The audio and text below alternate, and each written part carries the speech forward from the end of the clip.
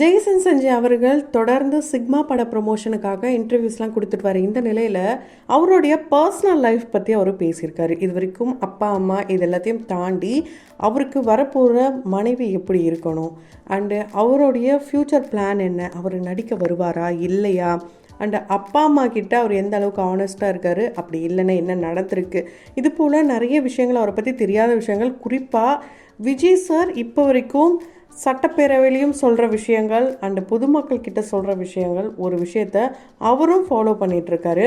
So அது என்ன, இதெல்லாத்தையும் தொடர்ந்து வீடியோவில் பார்க்கலாம். அதுக்கு முன்னாடி இது வரைக்கும் யாரெல்லாம் நம்ம சினி சமூகம் சேனலை சப்ஸ்கிரைப் பண்ணலையோ அவங்க எல்லோரும் மறக்காமல் சப்ஸ்கிரைப் பண்ணிவிடுங்க. கூடவே பக்கத்தில் இருக்க பெல் ஐக்கனையும் மறக்காமல் ப்ரெஸ் பண்ணிவிடுங்க. அதாவது ஜெய்சன் சஞ்சய் அவர்களுக்கு இத்தனை வயசு அத்தனை வயசுன்னு ஒவ்வொருத்தரும் ஒவ்வொரு விஷயங்களை சொல்லிகிட்டு இருந்தா, இப்போ அவருக்கு என்ன வயசு அப்படின்றத சொல்லியிருக்காரு. அவருக்கு 25 வயசு ஆகுதாம். அவர் சின்ன வயசுலேருந்து ஸ்கூல் படிக்கும்போது இங்கே தான் படிச்சிருக்காரு. ஸோ இங்கேயே எப்போவுமே ஒரு செலிப்ரிட்டி கிட் அந்த மாதிரிலாம் இல்லாமல் ரொம்ப சைலண்ட்டாக இருப்பாராம். ஆனால் அவருடைய ஸ்கூலில் போய் கேட்டு பார்த்தா தான் தெரியுமா அவர் எந்தளவுக்கு ஒரு நாட்டி பாயின்ட்டு. ஸோ அவர் நிறைய ப்ராங்க் கால்ஸ்லாம் ஸ்கூல் படிக்கும்போது பேரண்ட்ஸ்க்கு பண்ணியிருக்காராம், டீச்சர்ஸ்க்கு பண்ணியிருக்காராம், இந்த மாதிரிலாம் நிறைய விஷயங்கள் பண்ணியிருக்காராம். அது தப்பு அப்படின்னு தெரியாத வயசில், அறியாத வயசில் இப்படி பண்ணியிருக்காரு. ஆனால் இப்போ அதை நினச்சி பார்க்கும்போது நம்மளா அப்படி பண்ணோம் அப்படின்னு இவர் நினைக்கிறாரு. அது மட்டும் இல்லாமல் அவருடைய க்ரஷ் அப்படின்ட்டு ஒருத்தங்க இருந்திருக்காங்க. அவங்க பேரெலாம் எதுவும் சொல்லலை. அவர் காலேஜ் படிக்கிற டைமில் க்ரஷ் அப்படின்னு ஒருத்தங்க இருந்திருக்காங்க. அவங்கள பார்க்கும்போதெல்லாம் ஒரே பட்டர்ஃப்ளைஸாக பறக்குமா, அப்படியே எப்படி சொல்கிறது, இந்த லவ் மோட்லேயே இருப்பாராம். ஆனால் அதெல்லாம் இப்போ யோசித்து பார்க்கும்போது என்ன நம்மளா இப்படி இருந்தோம் அப்படின்ட்டு ஒரு சிரிப்பு வருதாங்க. ஸோ அந்த மாதிரி தான் எல்லாருடைய வாழ்க்கையும் எப்படி இருக்கோ அதே மாதிரி தான் இவருக்கும் இருக்குது. அவரே சொல்கிறாரு, நான் செலிப்ரிட்டி கிட் அப்படின்ட்டு. நான் இப்படி அப்படி ஒன்றும் கிடையாது, சாதாரணமான ஒரு சென்னை பையன்தான். நைட் டைமில் சாப்பிட ரொம்ப பிடிக்கும். அதனால் என் பாய்ஸ் ஃப்ரெண்ட்ஸ் கூட சேர்ந்து அவர் மென்ஷன் பண்ணிட்டார். ஏன்னா ஃப்ரெண்ட்ஸோட அப்படின்னும் போது என்னென்னவோ தமிழன் வச்சுருவாங்க அப்படின்ட்டு.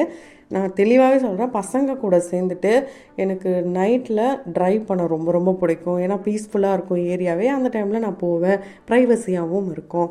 ஸோ அந்த டைம்லாம் ரொம்ப ஜாலியாக இருக்கும். மறக்க முடியாத விஷயங்கள்லாம் அது. நான் அதே மாதிரி ஃபாரினில் போய் படிக்கிற காலத்தில் 2 பசங்க நம்ம ஊர் பசங்களே வந்திருந்தாங்க. அந்த பசங்களை பார்க்கும்போது தான் எனக்கு ஹோம் சிக் அப்பப்போலாம் வரும்போது அவங்க டேரெக்டாக என்கிட்ட பேசும்போதெல்லாம் அப்பாடா நம்ம ஆளுங்கப்பா அப்படின்னு எனக்குள்ளே ஒரு தோணும்.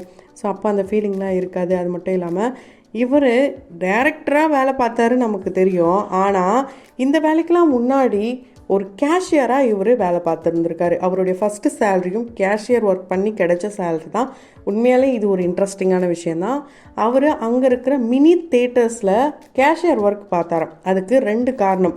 ஒன்று, ஃபினான்ஷியல் இண்டிபெண்ட்டாக இருக்கணுன்ற ஒரு எண்ணம், யார்கிட்டையும் பணம் கேட்கக்கூடாது.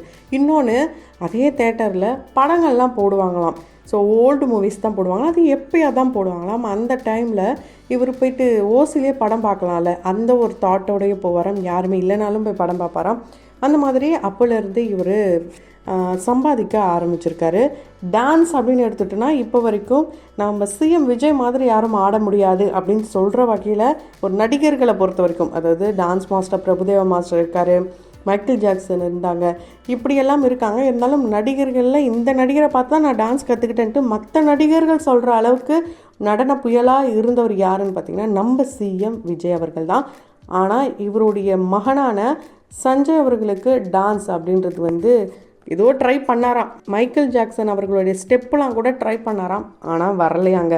படிப்புலாம் கம்மி தானா. எக்ஸ்ட்ரா கரிக்குலர் ஆக்டிவிட்டீஸில் டாப் லெவலில் இவர் இருந்திருக்காரு. ஸோ ஏஜ் ஆக ஆக படிப்பு கம்மியாகவே ஆகிட்டு வருது. இவர் பாஸ்லாம் ஆகிட்டு வரான். பாஸ் ஆனால் போதும்ப்பா அப்படின்ற ஒரு மைண்ட் செட்டில் இவர் இருந்திருக்காரு. அப்படி தான் இவர் இருந்திருக்காரு. குறிப்பாக கோவிட் டைமில் பார்த்திங்கன்னா இவர் பண்ணாத அட்டகாசமே இல்லையா. அண்ட் அது மட்டும் இல்லாமல் கோவிட் டைமில் எல்லோரும் உள்ளே இருக்கணும் ரூல்ஸ் போட்டிருந்தாங்க. ஆனால் இவர் விட்டு அப்போ தான் ஒரு சுதந்திர பறவையாக வெளியே வந்தாராம். ஒரு நேச்சரை விரும்பி அந்த ஒரு இடத்துக்கு போகணுன்ட்டு இவர் நிறைய இடங்களுக்கு போயிருந்தாராம். அது மட்டும் இல்லாமல் இவர் ஃப்ரெண்ட்ஸ் கூடலாம் நல்ல ஒரே ஜாலி டைம்லாம் நிறையா ஸ்பெண்ட் பண்ணியிருக்காரு. பசங்களுக்கு ஹேர் கட் பண்ணி கொடுத்துருக்காராம்.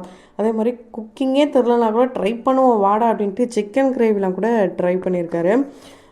அது மட்டும் இல்லாமல் இன்னொரு முக்கியமான விஷயம் என்னென்னா, இவருக்கு நிறைய கேர்ள்ஸ் ஃபேன்ஸ் இருக்காங்க, நமக்கே தெரியும், அவருக்கும் அது தெரியும். ஆனால் இது வரைக்கும் அவங்களாம் வந்து love you sir, love you அப்படிலாம் சொல்லும் போது உங்கள் அன்புக்கு மிக்க நன்றி அப்படின்னு போடுவாராங்க. அதெல்லாம் தாண்டி இவருக்கு வரப்போகிற மனைவி எப்படி இருக்கணும் அப்படின்னு கேட்ட கேள்விக்கு இவர் சொன்னார் பாருங்கள். பாசிட்டிவான விஷயங்களும் சொல்லியிருக்காரு, நெகட்டிவான விஷயங்களும் சொல்லியிருக்காரு.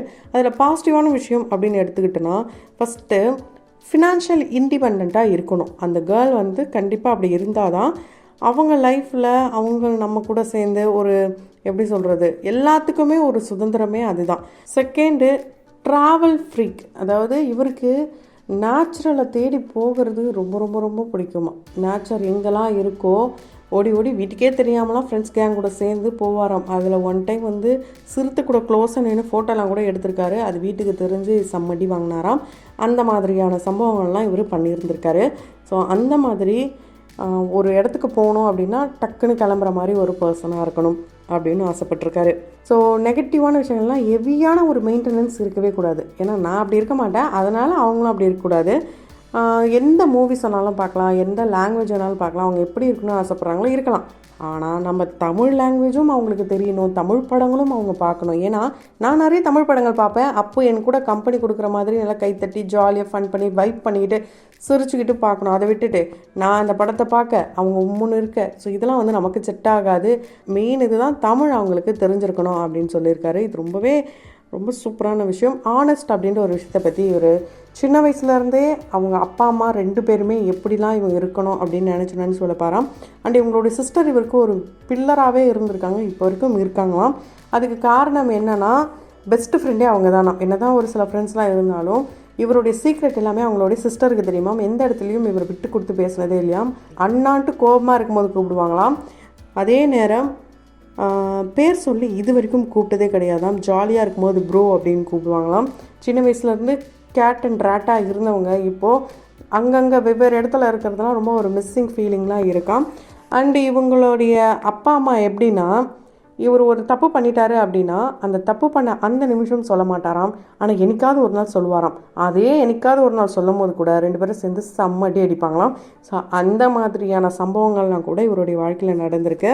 அப்பா அம்மா இவங்க 2 பேர்கிட்டையும் ஆனஸ்ட்டாக இருக்கணுன்றத வளர தான் கற்றுக்கிட்டாராம். எந்த ஒரு விஷயத்தையும் வந்து மறைக்கணும் அப்படின்னு நினைக்க மாட்டாராம். ஆனால் சொன்னால் என்ன சம்பவம் நடக்கும்ன்றதுனாலே அவங்க சிஸ்டர்கிட்ட மட்டும்தான் எல்லாத்தையும் ஷேர் பண்ணுவாராம். ஸோ சிஎம் சாரும் இவரும் ஒரு விஷயத்தை அப்படியே ஃபாலோ பண்ணாங்க. என்னென்னா சிஎம் சார் சொல்லுவார் எப்போவுமே, என்னுடைய வேலைகள் தான் பேசும், நான் பேச மாட்டேன், எல்லோரும் என்னை பேசுன்றாங்க, நான் பேச ஆரம்பித்தா அது வேறு மாதிரி ஆகிடுன்ற மாதிரி அவர் சொல்லிகிட்ருக்காரு. அதே தான் இவர் என்ன சொல்கிறாருன்னா, ஒர்க் ஷுட் ஸ்பீக் அப்படின்னு சொல்லியிருக்காரு. என்னுடைய வேலை பேசட்டும், என்னுடைய ஒர்க்கு பேசட்டும், நான் வந்து இந்த சிக்மா படத்துக்கு அப்புறம் நிறைய விஷயங்கள் காத்துட்ருக்கு இப்படிலாம் இவர் சொல்லியிருக்காரு. அண்டு நடிக்க மாட்டாரா இவர் அப்படின்னு எதிர்பார்த்த நிலையில் சிக்மா படத்துக்கு அப்புறம் கண்டிப்பாக நான் நடிப்பேன் அப்படின்னு சொல்லியிருக்காரு. அது என்ன மாதிரியான கான்செப்ட், யாருடைய படத்தில், இதெல்லாத்தையும் நம்ம பொறுத்திருந்து தான் பார்க்கணும். அண்டு இவர் ஆசைப்பட்ட மாதிரியே நிறைய பாசிட்டிவான விஷயங்கள் தான் இவருடைய வாழ்க்கையில் நடக்குது. என்ன தான் நெகட்டிவான விஷயங்கள் சுற்றி இருந்தாலும், நெகட்டிவான கமெண்ட்ஸ் வந்தாலும் அதை பற்றிலாம் இவர் கேர் பண்ணுறது இல்லையா. இவரை வச்சு மீம்ஸ் வந்ததுன்னா அதை பார்த்து இவரும் அவங்களுடைய ஃப்ரெண்ட்ஸ்லாம் பார்த்து சிரிச்சிட்டு இருப்பாங்களாம். இவரே அதெல்லாம் ஷேர் பண்ணுவாராம். இந்த மாதிரி ஒரு பையனாக இருக்கார், ஒரு பாசிட்டிவ் மைண்டோடு இருக்கார். கண்டிப்பாக இவர் ஃப்யூச்சரில் இன்னும் பெரிய ஆள் ஆகணும். ஏன்னா சொந்த காலில் நிற்கணுன்றத அப்படியே இவரே தான் ஒவ்வொரு விஷயத்தையும் பார்த்து பண்ணிகிட்ருக்காரு. உண்மையிலே இவர் நினச்ச மாதிரி. அண்டு நிறைய பேர் ஆசைப்படுற ஒரே விஷயம் என்னென்னா, அப்பா எங்களை பார்த்துக்க வந்துட்டார், சினிமா பக்கம் நீங்கள் வரணும், நடிக்கணும், அப்பா பேரை காப்பாற்றணுன்ற மாதிரிலாம் சொல்கிறாங்க. ஸோ அதுவும் கூடிய சீக்கிரம் நடக்குதா இல்லையான்றதை பொறுத்திருந்து பார்க்கலாம். அந்த வகையில் இவருக்கு நீங்கள் என்ன சொல்லணும்னு நினைக்கிறீங்களோ அதை கமெண்ட் பாக்ஸில் மறக்காமல் கமெண்ட் பண்ணுங்கள். தொடர்ந்து வீடியோஸ்லாம் பார்க்கணும்னு நினச்சிங்கன்னா உடனே சேனலை சப்ஸ்கிரைப் பண்ணிவிட்டு பக்கத்தில் இருக்க பெல் ஐக்கனையும் மறக்காமல் ப்ரெஸ் பண்ணிடுங்க.